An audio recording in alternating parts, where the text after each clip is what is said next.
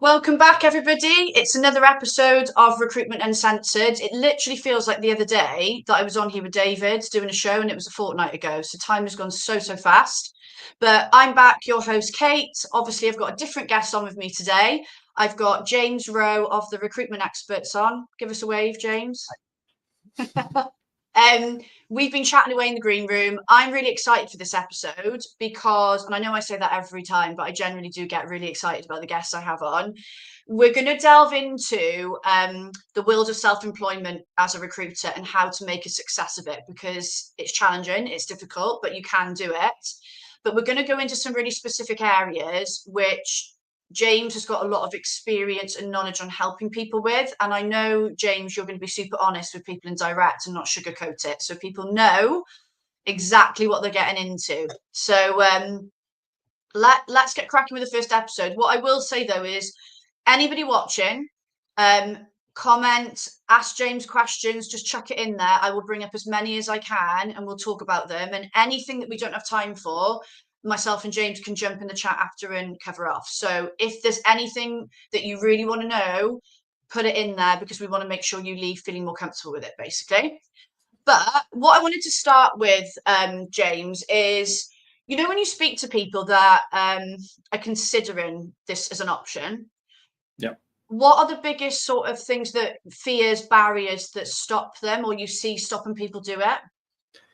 yeah, we've it's interesting because we've been doing and we're growing as a business at the moment, and so you're seeing some really common trends, and I think they're really interesting. But the biggest one is just the mentality that someone needs a salary to be able to survive, and I think that is a pivot that is slowly changing over time. I think that people are realizing that self-employed is a real option now, especially in the recruitment field, but other industries too.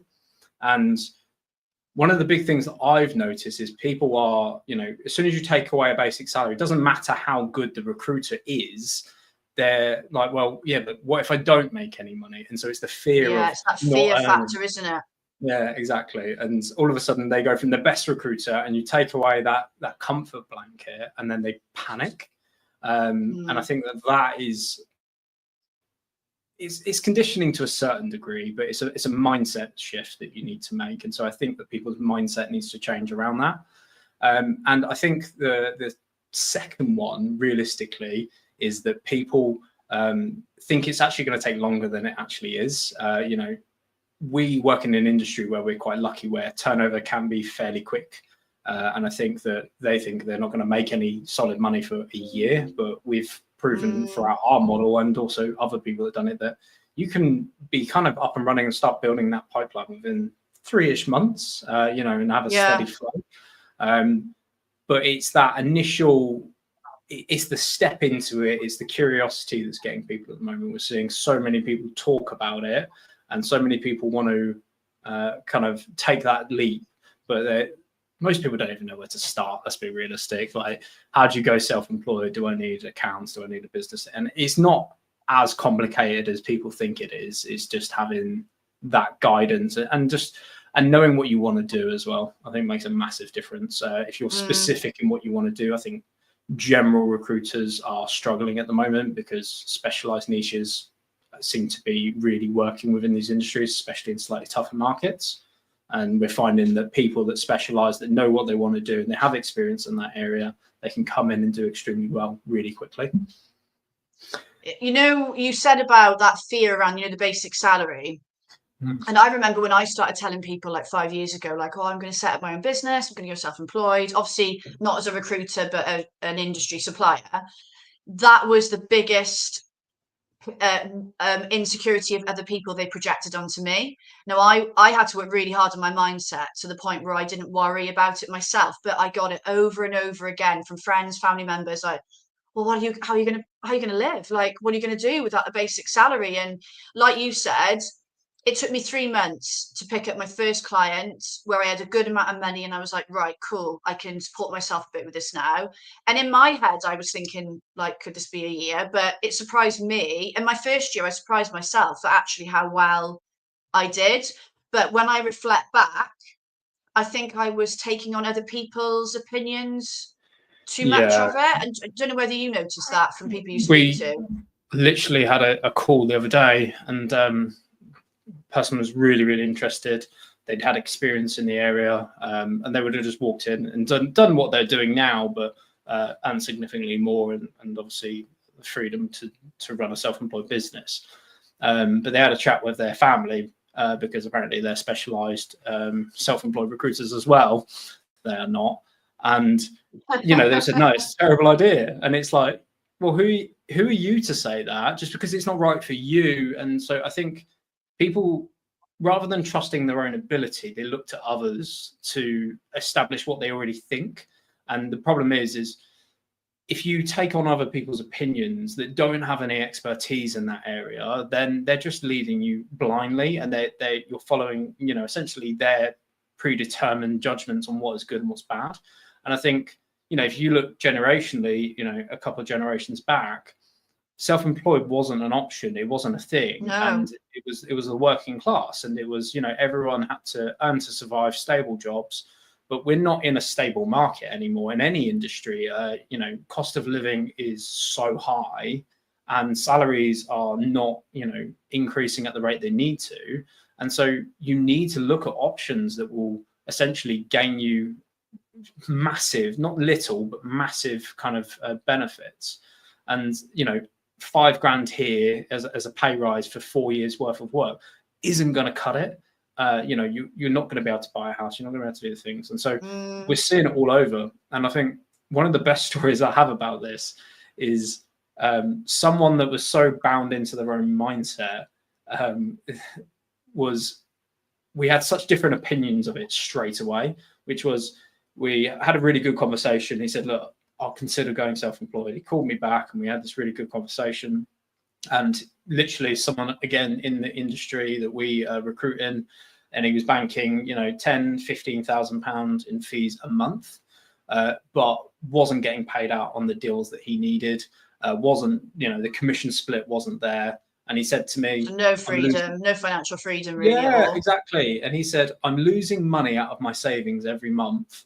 And I said, brilliant, you do what you're doing here and come to us and you'll earn double, triple what you're earning now.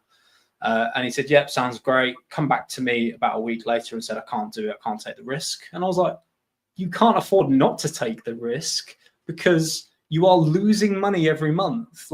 And his opinion was that it'll make it worse. But my opinion was it will make it tenfold better for you, and it will give you.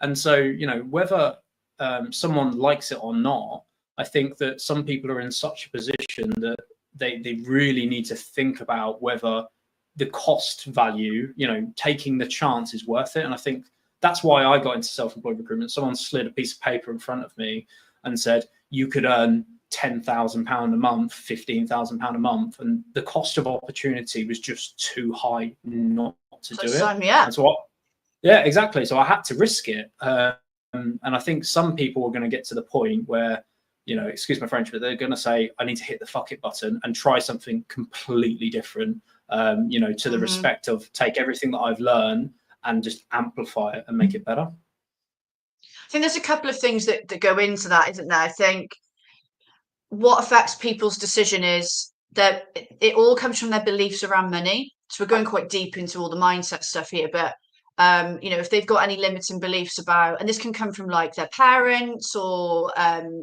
people they look up to, whatever, but if they've got really negative beliefs around how much money it's possible to make, how legitimate it is that they can be rich, all those things, but also our different behavior types. So like, I'm a risk taker, you're a risk taker. Going self-employed to me wasn't so much of it was a big deal, but I was excited by the risk. It was like, I can do this. This is really fun, exciting. Whereas other people get so frightened by risk. They're very risk averse. And even though they have like huge potential to be amazing, it takes them longer to make that decision and believe that the risk is worth it, if that makes sense. Like, there's people have got all the different views on it, haven't they? Yeah. And I think, there's a big difference between doing it yourself or maybe partnering with a company similar to what we do. There's other companies out there that do it, which is, it's kind of like a halfway house where you still have that support network. You still have someone to help you and guide you and take a lot of that strain. But you still get the benefits of being self-employed.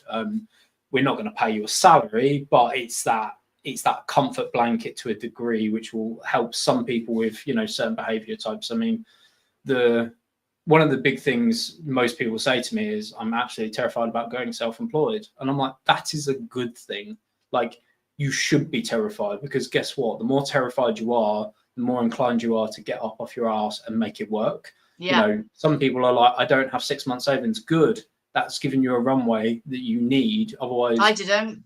Yeah, exactly. I mean, and for most people, they don't. You know, 3 months worth of savings is good if you've got it. But guess what? The pressure of doing something and making it work will push you to make it work. And it's a bit like anything. People grow to the box that they put themselves in. Yeah. Well, I know you're going to share some tips around like the BD side of things. We're going to come to that in a bit, but I think anyone watching that's considering it, or maybe they've just started, right? I think it's really important to share. Yeah, there's loads of positives. There are loads of positives in the first 6 months going solo, but I think, and I know you thought it was important to share the toughest challenges in the first 6 months, because it's the reality. And I think the more aware you are of the challenges, you can better prepare for them and then better deal with them. So what do you see as being the toughest challenges in those crucial first 6 months? Yeah, I think, like you say, it's not all rainbows, and it's probably, well, it is more difficult than being employed to a certain degree. But I think one lesson that I learned really quickly was I came from a recruitment business, and I said, I'll bring a bunch of contracts with me. Probably about 1/4 of them actually came with me. You know, after, even though I had their mobile numbers and we'd dealt with each other and stuff. And it wasn't anything against me, I don't think. I'd like to think so, at least. But Hopefully probably not. was. They were like, I hate you. Thank God. But I think it was more to do with, you know, the hassle of it. And I was a no name, and like, what if it didn't work, and all of this kind of stuff. And it was just, and so actually one of the biggest challenges that I found is that, yes, it is hard. Like, it's like starting again to a lot of degrees. I think the other thing that I found is that, and I speak to people that run their own businesses. I mean, we've been very lucky where we've brought in some people that are running their own businesses recently. And the reason that they join isn't because they're making good money. It isn't that the costs are too high. Well, they are, but they can deal with it. I think the biggest thing was it's pretty lonely. And I'm I glad think you've brought that up. That is a yeah, big thing. for someone who spends their life or career, you know, talking to people, they felt more alone than anything. And it's something that we have to work on as a business, because self-employed is traditionally fairly lonely. You know, me and you have talked about this fairly extensively, where it's really hard, and sometimes it feels like, you know, although you're around people, you're not on with people, and there's a big difference. I've had recruiters that have I called struggle me. with it. Yeah, and I think we all do, and I do. I call my recruiters, and I remember one of them calling me one day, Alex, and he said to me, I don't want anything. I just want to talk to someone who doesn't want something from me. Yes. And it almost broke my heart. And so, you know, prepared to be lonely is a really difficult thing. And some people adapt to it well, and some people do not. I For think me, it's having a plan, isn't it? Of yeah, like, if you feel lonely, and this is what I got wrong, is because I'd worked from home for years, so I thought, oh, I'll be fine. And I've struggled with it more than ever in the last year. I know we've talked about it loads, but I didn't have a plan for like, well, what can I do to make myself not feel lonely? I know that sounds a bit rubbish, but like, I've had to work it out, because I've worked in this room for so long on my own. It's like, well, what do I do about it? and it sounds so obvious, doesn't it? But actually putting that into an actionable thing where you can recognize the fact that you are lonely is actually harder than most people think. You know, realizing that that's the reason that you don't feel great that day or whatever it is. It's also something that I think a lot of recruiters struggle with, because they're like, oh, I can do it all myself. This is all fine. Like, everything's gravy. And it's just not. And so, yeah, I mean, I think that is something that will crop up in your first 6 months, and you'll start. And that only, if you don't nip that in the bud and do something to make sure that you're counteracting that point and, you know, taking breaks, is that, you know, that will spiral out of control and it'll get worse. It doesn't get better over time. It just gets worse. I think some other kind of quick points are, you know, you're probably going to work twice the amount of hours, and especially in the first couple of months. As much as I don't like this, time at desk equals usually deals.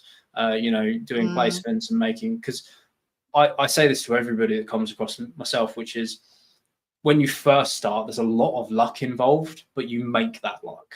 And so to make that luck, you need to put yourself in a position where you can, have opportunity and then take advantage of that opportunity. But if you're starting at 10 and then you're finishing at 4, but you've got to go to the gym in the afternoon, yes, they are the freedoms of being self-employed, but they have to be managed in the confines of when other people work. And so, however, I always say that your clients manage your diary. No one else manages your diary. You will work with your clients. If they message you at 7, I was having a chat with a client at 9 o'clock the other night, and it was about nothing serious, but it's building relationships.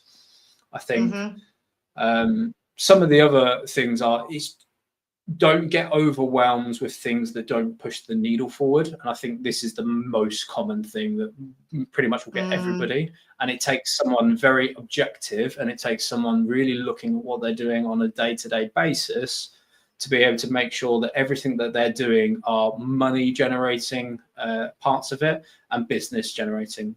We've all heard the saying, work on your business, not in your business.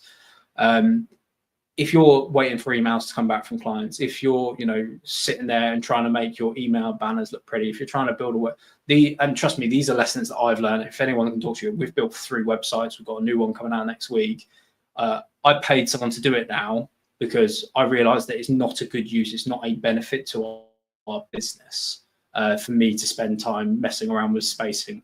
No. So admin if you tasks can focus tend to take up so much time when you could that's a really important point, I think, is look at where you're spent. It's prioritized based on the money that it's going to make you. And I think 100%. I think a lot of people spend a lot of time looking at their emails, and just faffing, just generally. So, an actionable step that you guys can take now is just do blocking in your diary, block out specific times to do certain things, including taking breaks. I think something that someone tries to do is they try and spend all day looking at their computer, and then they wonder why they've barely got anything done. It's because you're not. I found that I'm the most effective in the morning. So if I take 2, maybe 3 hours and block that session out to do everything that I need to do, I'm much more productive than if I try to do it over the day. So condensing your time down. I'm a morning person. So, and I think the last one is, and this is something that you'll resonate with highly, have a plan. It sounds so dumb, but most people start up their businesses and they don't have a Scooby-Doo. And for me, it was the same. I started up this and I didn't have I could have achieved what I achieved in this business within 6 months. It took me 2 years because it didn't have a solid plan. We're there now. We've got an understanding. It took some testing. But it's all about knowledge, and it's all about benchmarks, and it's all about numbers, as much as I don't like to admit it. And so a lot of it comes down to factual things that move your business forward. So if you actually build out a plan of what you want to achieve, even if you miss that target, I guarantee you would have been better off than if you didn't have a plan at all. And so just build out what that first 6 months looks like in your head. That plan can adjust, that plan can change, that plan can get better or worse. But try and stick to it, and that will allow you to have a much more regimented start, and that can break all the way down from what you want the business to look like in 6 months, what you would need to do every month to gain that, plus then you can break that down into daily tasks to make sure that you're managing your day correctly and working on your business, not just in your business as well. All agree with all of those totally. Just before I come to the next question, we've had a couple of comments. Just want to bring, this is a long one from Andy. So, biggest fear of being self-employed. It's what's important to me, still important to my clients. Will they support me in my reasons for going alone, my reach, being authentic in the recruitment industry? Yeah, and I can imagine it was different for me because I sort of went from being in an agency to being a coach. So I didn't have some of the fears that come up for other people. I didn't have, but I speak to people all the time that are new at it, and that being authentic and like, will people understand why I've got it alone comes up a lot. So it's not just you with that one, Andy. And then, thanks, Alex. Kate, I'm always around for a hug. You'll have to give me a virtual hug, though. You live too far away. She's snaking me out there. Where's my hug? I'm lonely. What about James's hug, Alex? But I am actually really glad you brought the loneliness thing up, because don't think people talk about it enough, and I'm glad you've brought it up, because it is a serious consideration. But I want to come to the next question, because I know this is going to be a meaty one, and it's around my favourite subject, business development. So a lot of people, not everyone, but a lot of people leave an agency that is a big brand, or they might not be a big, as in well-known brand, but they've got a really strong client base, very well known in their sector, blah, blah, blah. And I know that's a worry, isn't it? It ties into what you were saying earlier. People think it's going to take them like years to build up enough money. So winning clients is so important. Like that's the key to our success, isn't it, when we're setting up? So how have you seen people do it well and win clients as a self-employed recruiter without that big brand supporting them anymore? Yeah, I think you always lean into what you have. And so I think that actually it's really understanding what a big brand wants. So if you're a big brand, what do you want from your recruitment agency? And actually, a lot of the time when people ask that question, they actually miss what's important to the client. And the client is to get the job done. I am a firm believer that big agencies are going to suffer pretty heavily over the next 5-10 years. They are clunky, they're slow. And I think that I wouldn't be surprised if a lot of them go. And I think what will emerge is a lot more independent boutique businesses. If you look at pretty much every industry that follows a sales kind of environment, I think we recruit, in financial services and estate agency, and you're actually noticing a lot of these industries do something similar. We're a little bit behind in recruitment, as we usually are in most things. But I think the main thing for me is, can you win a client without a bigger brand? 100%, because what big brands want is they want personal touch, they want their roles filled, and they want efficiency. And actually, if you look at what big brands offer, big recruitment companies offer, is none of them things. They're not authentic. They don't have any personality behind them. Most people read from scripts. There's no buy-in from the recruiter, because they might earn X percentage of that deal. So it's worth a couple £100. Yeah, they'd like it, but it's not going to change their life. Whereas if that person is self-employed, that's a big fee. And it's about how you proposition yourself. If you can get hold of job boards and LinkedIn and most of these things, which most recruiters use, the predominantly job boards that most people use is just LinkedIn. So you have the same access as most people. And guess what? They get authenticity, they get personal touch. And really, the main thing is they get focus. Big companies have lots and lots of jobs, so you're going to get X amount of focus from them. But for me, like, let's say that you're my big client, and I'll say to you, look, I only have a maximum of 5-10 jobs at one time, because I like to focus on getting results from my client. So if you use me, guess what? You're going to have a much more of my focus. I'm going to be able to give you the full attention span. And guess what? Chips are in, because guess what? This is worth a lot more to me. I actually say to the recruiters that work for TRE is, use that. Say to them, look, I don't get a basic salary. So if I don't fill this role, guess what? I don't get any. I'm not got a basic salary to fill. Yeah, exactly. So I need to make it work. And there's no more powerful motivator than money. And for me, it's saying, right, well, look, I've got skin in the game. If I'm saying, yes, I think I can do this for you, not only is it my neck on the line, not only is it my business on the line, but it's also my time and my money. And so, we don't get paid unless we fill the role. Why wouldn't you use me? It's a no-brainer. And I think a lot of people forget the fact that they have a lot of power. And I actually say to everybody that comes through is, no one uses TRE because of the name. Like, they use it because of the people in the business. And so I think that's the same for any agency. I think that's where big brands, as you said, lose out, because they don't let the personal brands be built as much. They don't let that authenticity come through across well enough. And they're less likely to be able to be flex and adaptable to the client, because there's all these levels and hoops you've got to go through. Whereas, if that person's giving all those things, they buy into the person more again. It just means better results. And it means that you work with the client, you have a better understanding of what they want, you can spend a bit more time with them, you can go out and meet them, you know, you can do all of these different things to really add. And I think the main thing is where can you add value that other businesses can't or don't? And the thing is, that is completely down to you as, you know, an owner, you know, as a recruiter.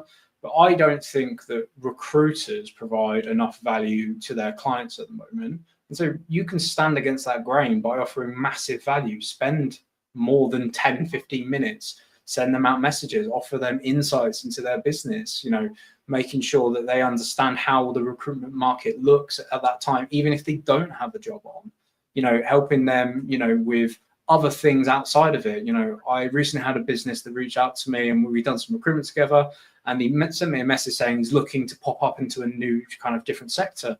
And I said, great, I've got some experience. So we spent an hour and a half on the phone talking about it and me giving him some really useful tips. That's where the real value is provided. That's where people trust you. And that's where you justify your fee, because ultimately using recruitment companies in 2025, you know, and moving in, especially into 26, is who can provide the most value, not who's got the biggest name, because no one cares. They just care about their roles being filled and having someone that they can talk to on a level. Yeah, totally with you on that one. I'm going to come back to you for a top tip in a sec. Satyam, I know you're watching on YouTube. This is a brilliant, brilliant question, but we're probably not going to have time to cover it off. So it's on YouTube. So I'll get a response from James and I'll add it onto YouTube and reply in a comment for you later. But it's a very, very good question. Oh, what have we got? Such a valid point there, James. Yeah, we've got Knitting. I'm guessing that's you. Rec Talk podcast listening as well. We've got some good viewers today. And Alex said you can have a hug. So that's all that matters then. Great. Right, I'm going to come back to you for the top tip. So my next guest, do you know what I've forgotten to do again? I've forgotten to write the date of the next show. When will I learn? Right, so the date of the next show, Wednesday the 17th of September, 12:30, normal time. I've got Kate Chandan coming on with me from Ethica Recruit. Now, this could be a bit of a trigger for some people, this show, but I'm here for it. We're going to be talking about the challenges women face about having leadership positions, why there's more males in leadership roles than women. So I'm putting you on high alert, people out there. Some of you might be massively triggered by this, but it's a very important topic and I think we need to talk about it. So I'm very excited for that one. The event will go live next week, so just keep an eye out for it, and all the full info on the show will be on there as well. Right, I'm going to come back to you now, James, for your top tip. I love this one. Focus on positive self-talk. Can you just elaborate on this for us? I know you've sort of alluded to it a little bit throughout the show. Yeah, I think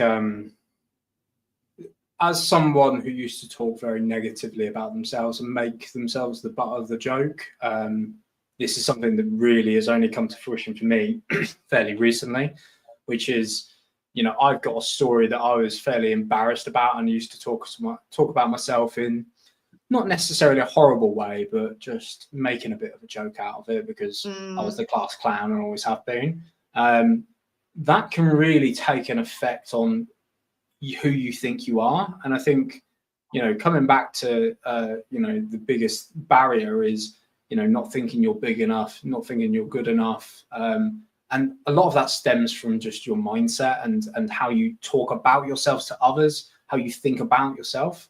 And it's not necessarily I have to say, I'm great, I'm beautiful, I love how I look in the mirror, because trust me, I don't. But see, bad self-talk. Why not? It's just the ginger. But the most important thing is be mindful of how you talk to yourself to others, because that will, you fit to the box that you put yourself in. You set yourself limitations, even if you're doing it as a joke. And I think that from a lot of people's point of view is they like to mess around, they like to have a joke about it. But there is a limitation that you put on yourself by saying things like that. One of the things I always used to say was, I'm not very good at admin. I'm not very good at this. I'm not. And actually, all I was doing is do that. Yeah, and I'm just reinforcing that I'm not good at it. But have I really tried to be good at it? No, because I've always told myself I'm not an admin person. Well, guess what? I'm a business owner now. I've got to be good at admin, or I've got to hire a lot of people, which is what I've done to do it for me. But just be conscious of that and just speak to yourself in a way that you would want to be talked about by other people. And just remember that is a lasting impression, whether your brain acknowledges it or not. So yeah, I mean, I've learned to embrace my lovely winding story of how I've ended up in recruitment, and I now tell it on discovery calls. So if you guys ever want to hear it, then just give us a shout. It's absolutely hilarious. Yeah. Do you know what? I have to do the same with myself, because I make fun of myself a lot, and I've had to go on a journey myself recently with really thinking about how I speak. I'm good at helping other people talk better about themselves, but I don't do it myself. So again, I'm glad you brought that up. Just a few comments. Mark, yes, will be a recording available for today. It's on my YouTube channel. I think you can watch this on LinkedIn for quite a while after, but it's going to be on my YouTube channel to watch as much as you want. And in terms of the TRE, what's a TRE supply, I would encourage you, well, in fact, I'd encourage all of you, because we're at the end of the show now, to connect with James. And if you want to find out more about things like working with TRE, just drop him a message. And I know, James, you've got something to offer the viewers, which I'll come back to in a sec as well. Oh, thank you, Angela, for sharing that. Right. How did being left home alone on 2 occasions when young impact is? Are you saying it's like, oh my God, you do look like Macaulay Culkin a little bit, you know? Who? I have not noticed that before. Sure, I know who that is. Question for James: how did being? That's what I think. That's what Nitin is referring to, anyway. Unless I've got that completely wrong. He's on about Home Alone. You know the videos Home Alone. Yeah, those. No, I've never been converted. Yeah. No, now I can't unsee it. It's like I can't unsee it. But right, I'm going way over on time now. I should have finished by now. So, like I said, anybody watching, connect with James. But James has got something to offer any of the viewers today. Do you want to tell us about? It's like a PDF thing you were talking about, wasn't it? Yeah. So if anyone would like a copy, we can kind of give them a breakdown of the kind of 10 action points that we use to help people start up self-employed. So the 10 things that we tell the guys that they need to do to start their own business. Hopefully it'll allude to some next steps for you guys if you are looking to do it alone, or feel free to drop us a call and we can obviously arrange it for you. Wicked. And Mark, I know you commented about wanting to know what TRE supply, that I would get that PDF from James as well, and any of you watching. It's a really, really good resource. But yeah, I've gone massively over on time. Thank you for coming on, James. It's been really useful. We've had some really good engagement in the chat as well. So I think people have benefited massively from this, but it's going to be on YouTube. You can go back and watch it as much as you want. Yeah, connect with James, book in a chat if you want to find out more. But yeah, we're done. So yeah, thank you for coming on, James. And I will see you all in about 2 weeks' time. Thank you very much. Peace. Bye.